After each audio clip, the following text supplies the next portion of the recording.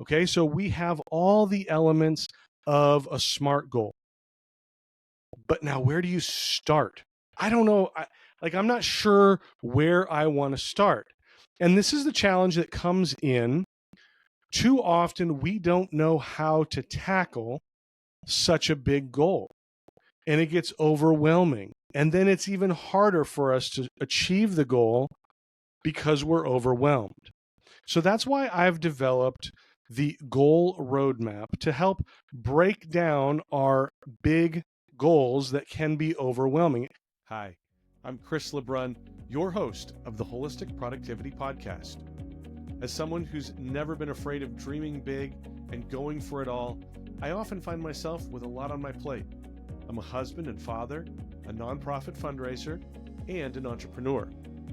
What I've realized is my view of productivity was pretty toxic.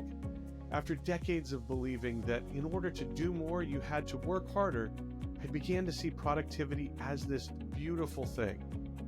Holistic productivity is the idea that you can accomplish your professional, personal, and purpose-driven goals in a healthy way, and doing so will make you happier and more fulfilled. Join me each week as we break down myths about productivity, share practical tips for maximizing your time, energy, and focus, and hear from others about their productivity journey. This is the Wholistic Productivity Podcast. Thank you so much for being here for episode number 5 of the Wholistic Productivity Podcast. My name is Chris LeBrun. Great to have you here. Love that you are prioritizing the things that are going to help you reach your goals and achieve the things that you want to achieve in life, in every area of your life. So glad that you are here. Glad that you are doing that and making it a priority. If you would do me just 2 favors, if you could go online and rate this show, we'd love to get 5 stars from you.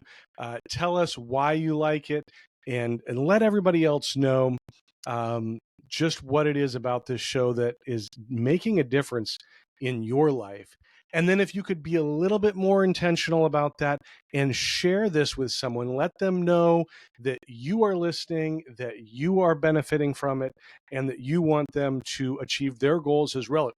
Really, that's what you're asking them and giving them the opportunity is to achieve their goals as well. So again, if you could do those 2 things, I would love it so much. We would thank you for doing that. This may be one of my favorite episodes that we are talking about. This is our series on the fundamentals of holistic productivity, things that are part of the framework. And this is our second in that series of fundamentals. And I just really love the topic. Today, we're talking about goals and how we can set goals more intentionally so that we have success. And again, this is all part of this series of elements within holistic productivity. I've said this before. Again, some of these may be new concepts or new ideas, and some of them you've probably heard before, but we are just putting a little different spin on it. So before we dive deeper into goals, I just want to say we're going to be talking about goals and projects and tasks today. If you haven't listened to episode 4, we break down those differences there between goals, projects, and tasks. You may want to listen to that. You won't be lost, though, if you haven't heard that episode, because today we are just focusing on setting goals. And the way that I like to do that is by using a goal roadmap to maximize our success with our goals. And you might think, setting goals is easy, no problem. But many of us struggle to reach our goals, or at least to reach them efficiently. This leads to frustration, unhappiness, and we are less likely to set goals in the future. So again, if we can set goals and achieve them in an easier fashion, in a better fashion, that is going to be part of our success. So let's start by something that I'm sure you've probably all heard before, and we won't spend a lot of time on this, but that is the idea of SMART goals. Now, SMART is an acronym for specific, measurable, achievable, relevant, and time bound. Okay, so that's what makes up that SMART acronym. Now let's look into each one of those here. Specific, I want to be successful, is not specific enough. It's too broad, right? So you would say, I want to be a successful basketball player. Now we understand where your success is going to be. Measurable, and I'll say this is probably one of the biggest challenges that people have when setting goals. They don't set the finish line. Okay. If you don't know how to measure your success, when will you know if you've reached there? So you say, I want to be a successful NBA basketball player. Now we've set the bar of getting drafted. That's measurable. I'm a professional fundraiser in my 9-to-5 job, and I always have had very clear metrics. I need to go raise $1 million for this project, or I need to raise $2 million this year, or whatever it is. I used to have goals when I was a major gift officer of having 15 visits with donors every month. It's measurable. We don't have to wonder if we've hit it or not. Improving our sales figures is not measurable. Improving them by 10%, now that's measurable. So again, this is one of the challenges that I think people run into all the time. They don't set measurable goals, and that is so important. So the next one in SMART, we've talked about specific, we've talked about measurable. Now we're talking about achievable. You would think that this would be obvious, but this is another aspect that is often overlooked. Look, I'm all about the aspirational goal, that stretch goal, but they have to be achievable.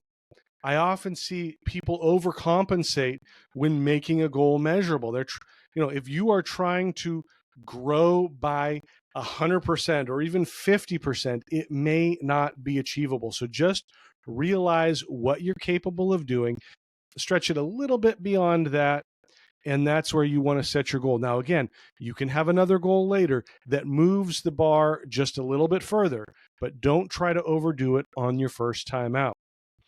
R is for relevant. Your goal needs to be part of your long-term vision or aligned with your values. If you're trying to become a successful basketball player, any goal that takes your focus off of basketball isn't relevant for you. Again, if you are trying to launch a side business, doing other things may not be helping you achieve that goal. They may be part of another goal, and that's okay too. But just remember that you want your goals to be relevant to your long-term vision or aligned with your values. The final part of the SMART goals is time-bound. Goals need to have an end date. Again, if I want to say I want to be a millionaire, I have earned $1 million in my lifetime. I'd never thought of it that way. One day, my kids asked me, "Dad, have you spent $1 million on us?" And I was like, "I haven't even earned $1 million." But then I started doing the math. I was like, well, okay, carry the 7 and divide by 5. No, I have earned $1 million in my lifetime. I don't have it today. So again, that is important, right? Have you ever heard of Parkinson's law? Parkinson's law states that the work expands so as to fill the time available for completion. In other words, in easier terms to understand, if you have a month to do a task, it's going to take you a month. If you have 2 months, it's going to take you 2 months. If you have a week, you'll probably get it done in a week. This is why everybody waits until the last minute to file their taxes, right? If you haven't done that, time is running out. You only have a few more days. If you're listening to this when the episode originally airs, but we fill the time that we have available to do the task. So make sure that your goals are aggressive. Don't be setting long-term goals without having small, manageable pieces that need to be done sooner so that you can have the drive to get them done. Now, SMART goals are a great start, but I think there's more that's needed to unpack the goal setting process. Let's look at this example. Our company wants to expand our global sales by 10% over the next 5 years. Is it smart? Well, yes. Well, it's very specific. We're looking at global sales. We're going to measure that by 10%. It's time bound over the next 5 years. So is it attainable? Yes, of course it is. Okay, so we have all the elements of a SMART goal. But now where do you start? I don't know. I'm not sure where I want to start. And this is the challenge that comes in. Too often, we don't know how to tackle such a big goal, and it gets overwhelming. And then it's even harder for us to achieve the goal because we're overwhelmed. So that's why I've developed the goal roadmap to help break down our big goals that can be overwhelming. The roadmap does a couple of things. First of all, it provides some clarity on the goal itself. Now, this will help us better understand the goal and be better prepared to achieve it. It also breaks down the goal into manageable pieces or milestones. This allows us to see our progress and to feel accomplished, and it also keeps us motivated. Now, the goal roadmap starts with a series of exercises and questions that you can answer for yourself. Doesn't take very long to do this. The first one is to write an elevator pitch. Now, you know what an elevator pitch is. If you had to explain or pitch your goal to somebody over the course of an elevator ride, okay? You don't have very long to go just a couple of floors. So you need to be able to clearly explain the goal to others. It's been living in your head for a long time and it makes sense to you, but how would you explain it to others? Here's an example. XYZ Logistics wants to build on their domestic reputation in the industry and expand operations to global markets to secure their standing as a global industry leader. It's pretty boring sounding, but it paints a clear picture. You want to expand globally. You can probably say it a lot better than that, but you get the idea, right? So that's the first thing we want to look at. What is the definition of the goal, or how would you pitch it to somebody in an elevator? Second thing that we look at is, why is the goal important? Now that seems silly to bring up, but too many times we don't understand the why behind the goal. Are you starting a side business for the money? Yes, that's a nice thing. If you weren't looking for the money, you'd just be doing that thing for fun on the side. But why do you want the money? That's a more interesting question. And it's one that you need to understand to make decisions along the way. Do you want the money to get out of debt? Do you want the money so that you can be able to quit your 9-to-5 job? Or are you just looking for some greater financial security as you get closer to retirement? All of these are strong whys, and understanding which one you are going after will make a big difference. If you have not read the book, Start With Why by Simon Sinek, I highly recommend you read it. It unpacks a list of companies who have succeeded because they had a strong understanding of their why, as well as some that failed because they didn't have a strong why. If we go back to our example, increasing global sales helps to stabilize stagnating domestic sales and helps the company increase revenues for the first time in 3 years. Now that is a why, right? I understand the importance there. I see the value in doing that. So that's the second thing that we're going to look at as we're building our goal roadmap. The next thing we want to do is identify the team members that you need to help you reach your goal, or the roles that you need to fill. Goals are usually not achieved in a vacuum. And even if you are a solopreneur, you may need help from contractors. You may need expertise that is outside of your expertise. So we want to identify who those people are. Sometimes we forget who needs to be involved, right? We need approval from our manager, our vice president, or maybe the president. Maybe there's other departments that are involved in reaching this goal: IT, sales, accounting, communications. If you bring these folks on board earlier, it's usually a smoother process. I have been in that situation where somebody brought our team on very late in the process.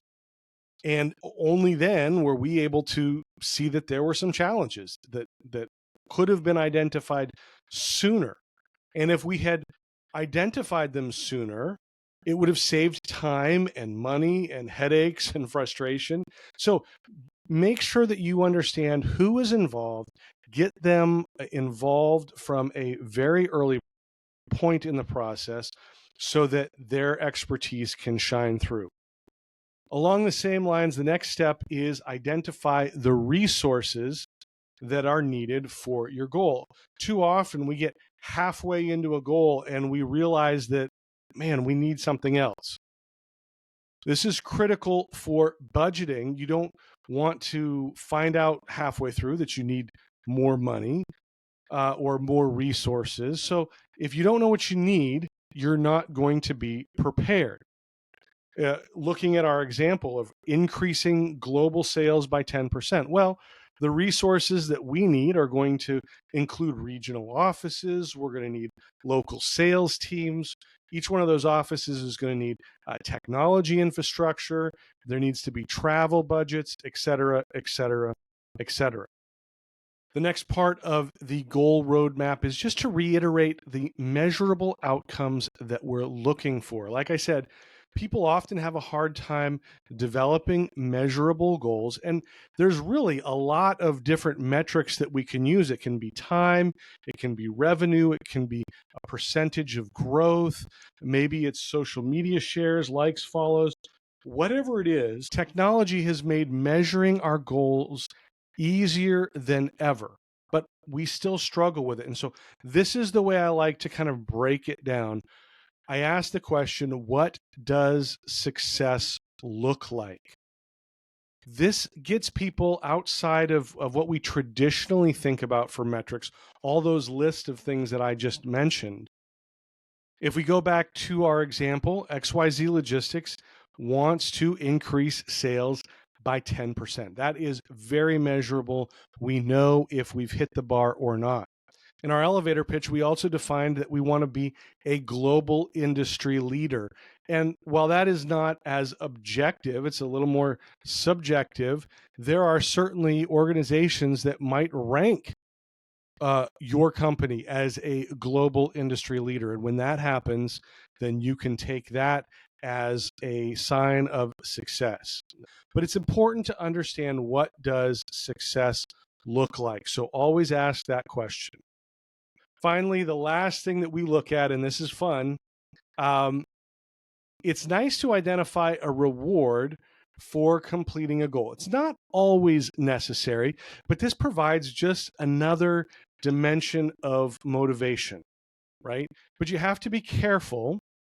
If your goal is to get out of debt, you may not want a trip to Tahiti as your reward for getting out of debt. It might put you right back there. Okay, so don't get caught up in material things. Maybe it's taking a day off, after you reach that big goal, because it took a lot out of you. Maybe it is having a nice dinner out with your spouse. Maybe it is just sleeping for the day. Whatever it is, it's just one more piece of motivation that you can use to celebrate when you hit that definition of what success looks like?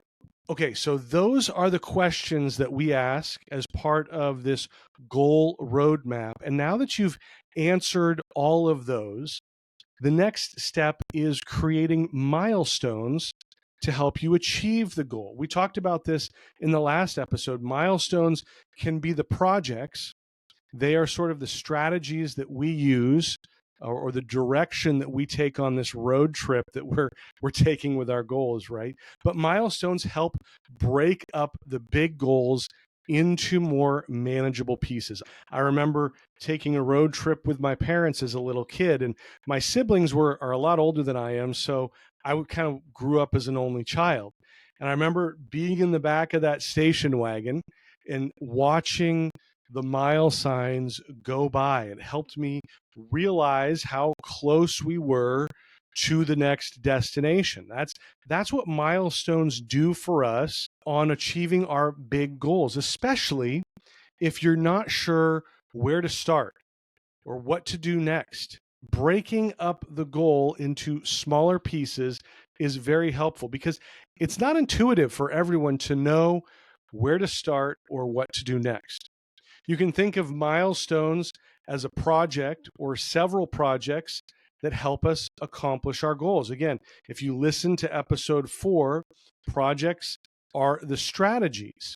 If you didn't listen to it, there's a link in the show notes. But what are the things that I need to do? You want to start with the biggest projects and just write them down, list them out, everything that you need to complete this goal. Don't get bogged down with all the tactics.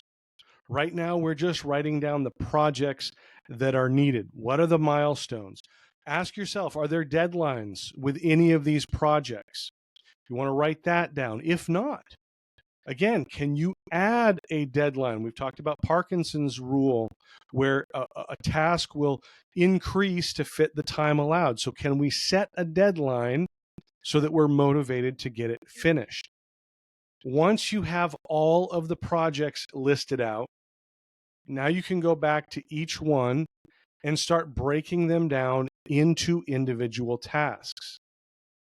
Okay? Don't do that until you get all of your projects done. Then go back and break it down task by task by task.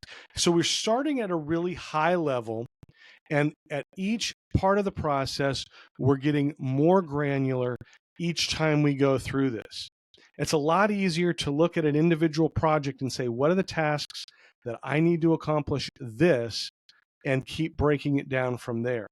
So again, if we're not sure where to start, this process can help us identify the major milestones or projects that we need to accomplish, figure out when they're due so that we have some urgency behind them. We've broken them down into smaller tasks that we can do later. And again, add dates to those tasks if they have deadlines. And this is the basis for all the other planning that we're going to do, because we'll keep coming back to this goal roadmap over and over, looking at the projects, looking at the tasks, looking at the deadlines, especially to know when we need to do what we need to do. Now, for some people, it is helpful to have a more creative way of expressing their goal. This was very analytical. This is very list driven and logical. Not everyone is logical based. I get that, right? So if you need to do something more creative in terms of expressing your goal, I absolutely encourage that. That might be making a vision board or using some sort of drawing or art to represent your goal. Again, I encourage people to do that if it's helpful for them, but I still think there is a lot of value in going through the analytical process of answering the questions and then using the creativity after that. Now, again, this is where paper has a huge leg up on your digital planning app or to-do list, right?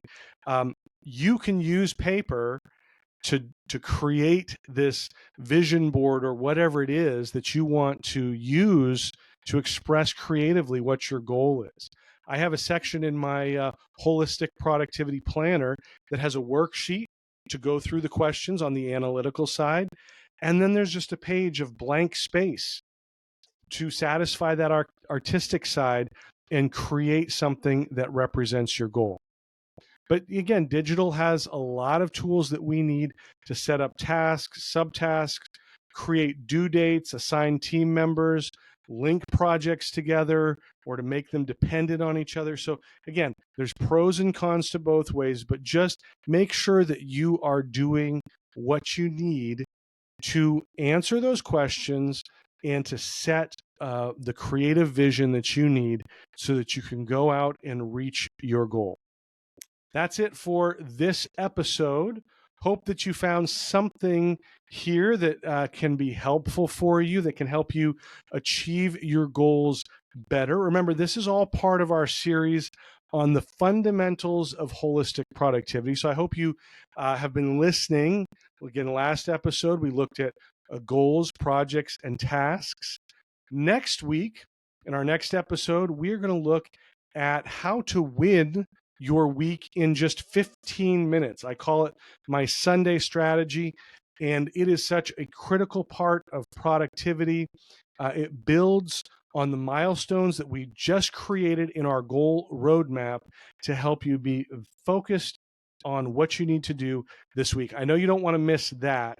So the best way to hear that episode is to go to your favorite podcast platform and follow the show, subscribe to the show, make sure that you are getting notified when each episode drops.